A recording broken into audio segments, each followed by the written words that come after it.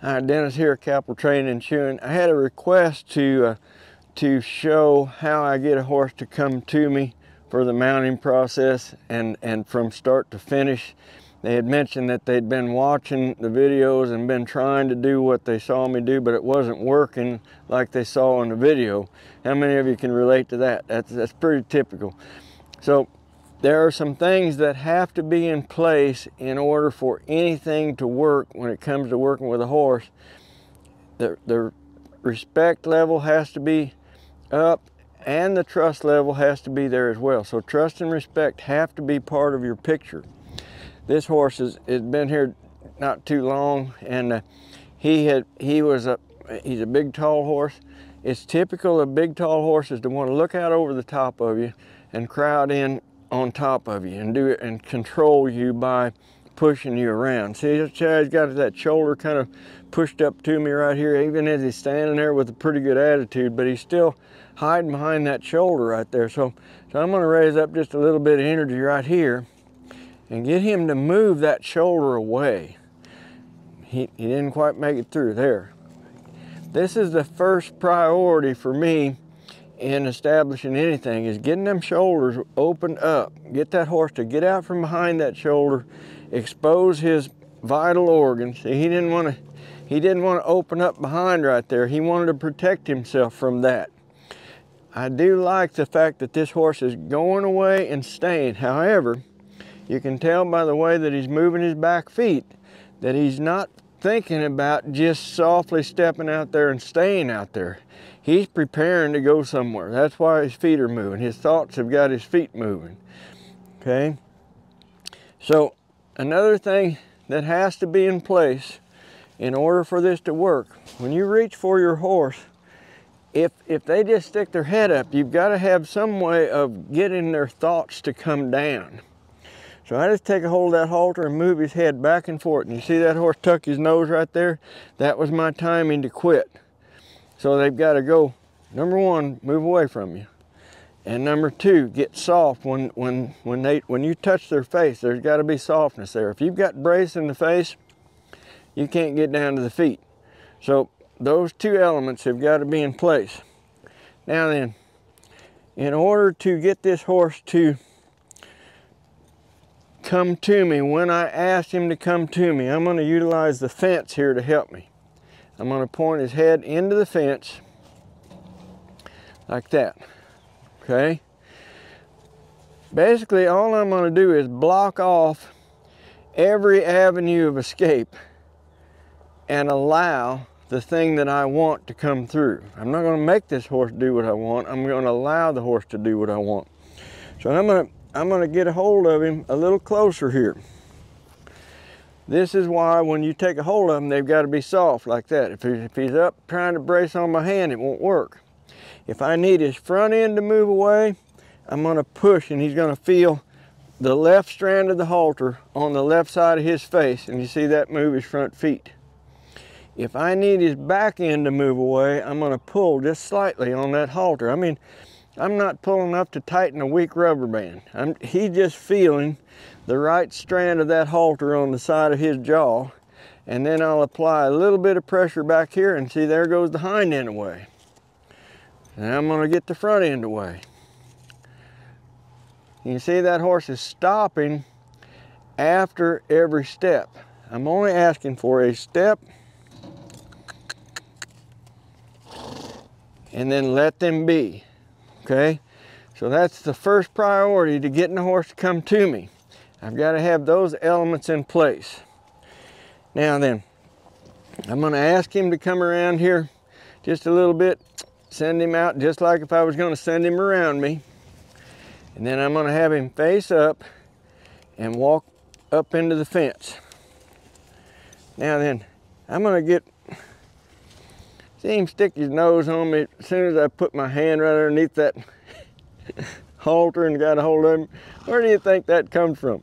When they've been eating treats out of your hand, they become very obnoxious about, as soon as they see your hand coming in, all they're thinking about is eating. And if all they're doing is thinking about eating, they dang sure ain't thinking about you getting them to do what they're, so that carrot-eating, spoilt, entitled brat has got to have enough respect that when you take a hold of him, he says, yes, sir, I will move my feet. I will move my feet. I don't care how particular you are about giving treats to a horse, it ain't gonna work. It is absolutely not gonna work. So, but respect and trust and leaving those horses alone when they're correct, that's the treat that works. That's the only treat that works. Okay, now enough of that soapbox. So now then, I want him to come to me. First off, let me remind you that going away, that signal is down low. The coming to me signal is simply me just raising my hand up here. I've got a whip in my hand right now, but I'm just raising that hand up. You see that step to me? All I did was raise up, increase the energy, and when he stepped to me, I quit doing what I'm doing. Now I'm gonna take him away. Okay? Now I'm gonna ask him to come to me. His first thought was to go away. The second thought was to come to me, so there was my release. I ask it again.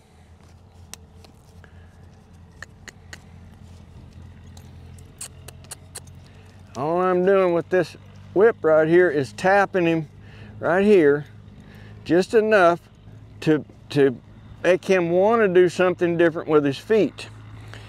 If I need the front end to come, I'm going to pull. If I need the back end to come, I'm going to push away on the coming to me. Yeah, quit trying to get that treat off my hand. See, while he was up here nibbling on my sleeve, I couldn't get his feet to move. Now I want him to move over, away. So now the front end is away. The back end is to me. Come to me. When he was lagging with that hip, I bumped him on the nose a little bit and he hurried that hip. I'm going to stay put right here and have him bring his hind end all the way around. So I'm pushing slightly away with my hand here. There's my signal. This is just a cue until that horse steps over.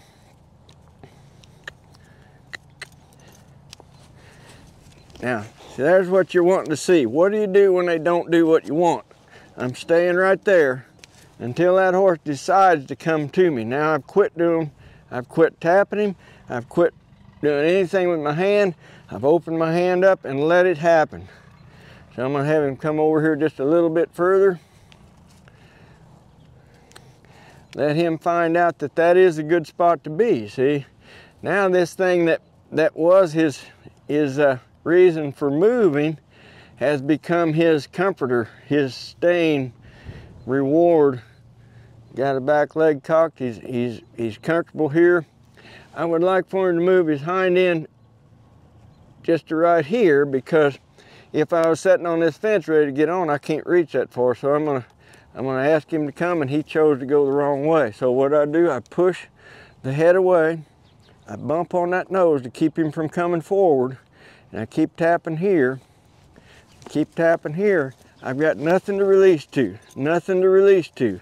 He went completely away, completely the opposite direction. Now, the next thing just happened there in this beginning stage. Yes, he got his hip over, but he might not have been able to see it from back there, but he was crowding me with his shoulder. He stuck his shoulder on me and basically mashed me up against the fence and threw himself around. That's not a horse thinking with their feet. That's a horse reacting. That's a horse that is in not a very good state of mind. That's rebellion. I don't want him rebelling. I just want him listening, quiet. So I'm going to ask him to move away now. Just ask. So how did I get the hind end to go away? My signal is low, and I'm going to let him feel the right side of the halter there and tap right there. There's away. Okay? Now, what is coming to me? He's feeling the left side of the halter on the left side of his face. He's feeling the signal up here. Quit looking for that treat on my sleeve. Get over here.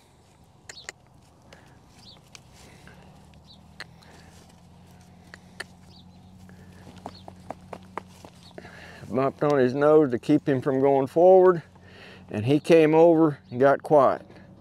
Now it's absolutely important that when they get here, that you reward them with doing nothing. Let's let them sit there and breathe. Let them hear you breathe. Touch them everywhere. You know, move this thing around, because this, whatever you got in your hand is not the issue of their irritant. It's simply a tool of communication. And when they're doing what you want, it becomes like a brush.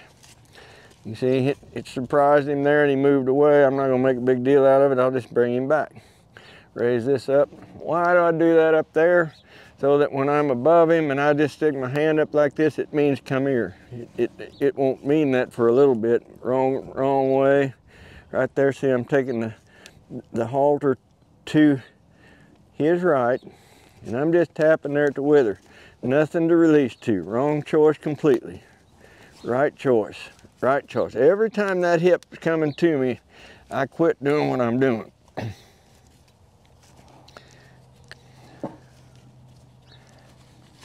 Quit. When I said quit, he was nibbling around on my sleeve again, looking for a treat. So we're building trust and respect here by getting this horse to do with his body what I want him to do, which is my clear mental picture. I hold fast to what I want. That's my clear mental picture. Inside the clear mental picture involves his posture. It involves his attitude. It involves what he's doing or not doing with his feet. It's all based on what I want, and what I want tells me when to do what based on how he's responding to what I want. So anyway, there it is from start to finish. This horse was pretty agreeable. Some of them are going to resist you more on the other side, and that's okay. You just can't quit there until they try. They've got to try to do the right thing, and the try shows up back here. I'm watching that hip, but I'm feeling the face. And I'm watching that hip. If I want that hip to go away here, I'm going to pull on that lead rope. See that? If I want that hip to come to me, I'm going to push on this halter and create a little disturbance high, a little disturbance high. There. So I'm getting left and right based on what I'm doing with my hand up here, based on what I'm doing with my legs here. If I was riding this horse, this thing is my legs. See, so if I put my left leg on and I have him to turn to the left a little bit, he should move completely away, just like that. So going away is a very important part of the coming to you process, because it will keep that horse from thinking they're chasing you out of the pen by shouldering into you and chesting up to you and pushing on you.